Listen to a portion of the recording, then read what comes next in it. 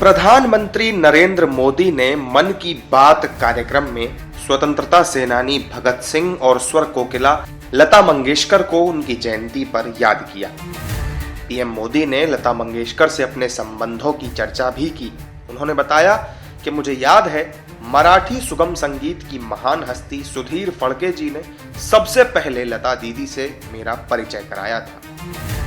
आज भारत की दो महान विभूतियों की जयंती है। मैं बात कर रहा हूं शहीद भगत सिंह और लता दीदी की। साथियों, अमर शहीद भगत सिंह हर भारतवासी, विशेषकर देश के युवाओं के लिए एक प्रेरणा पुंज है। निर्भीकता उनके स्वभाव में कूट कूट कर भरी थी।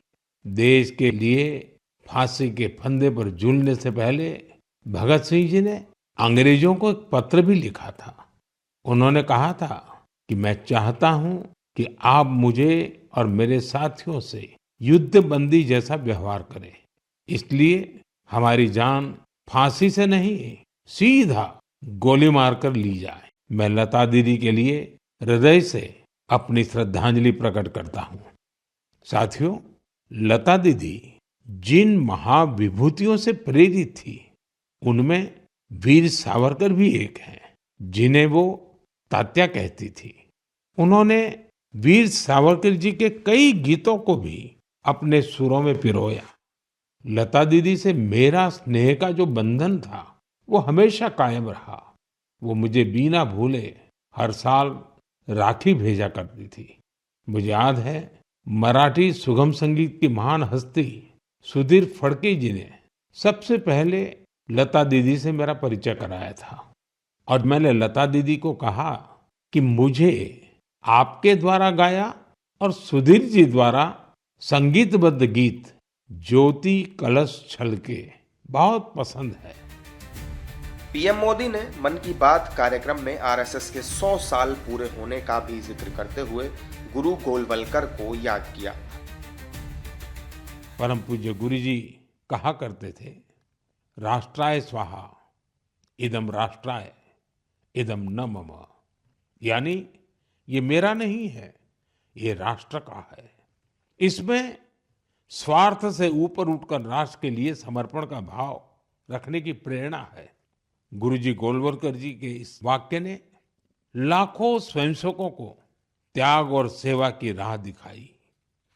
त्याग और सेवा की भावना और अनुशासन की सीख, यही संघ की सच्ची ताकत है।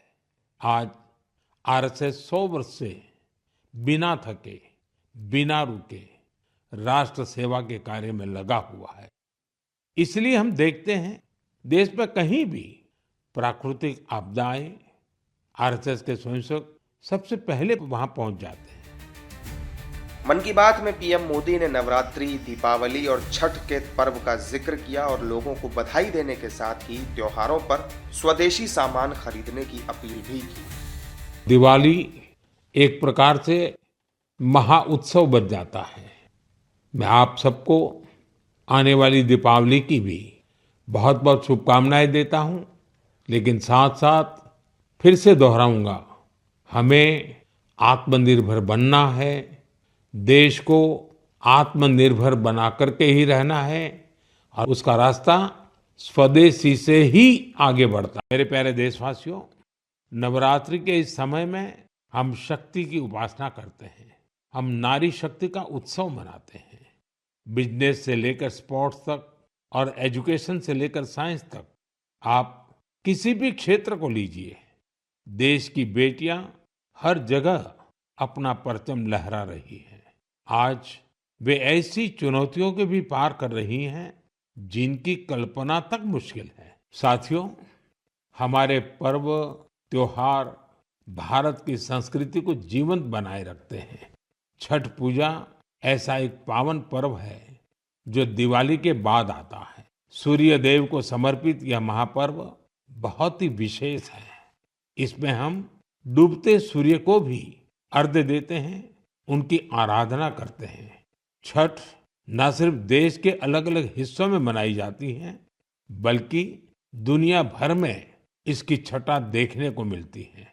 आज यह एक ग्लोबल फेस्टिवल बन रहा है। साथियों, मुझे आपको ये बताते हुए बहुत खुशी है कि भारत सरकार भी छठ पूजा को लेकर एक बड़े प्रयास में जुटी है। भारत सरकार छठ महापर्व को यूनेस्को की इंटेंजिबल कल्चरल हेरिटेज लिस्ट यानी यूनेस्को की सांस्कृतिक धरोहर की सूची में शामिल कराने का प्रयास कर रही है। अपने रेडियो कार्यक्रम में पीएम मोदी ने देशवासियों से भारतीय संस्कृति और परंपराओं को लेकर भी तमाम बातें कही।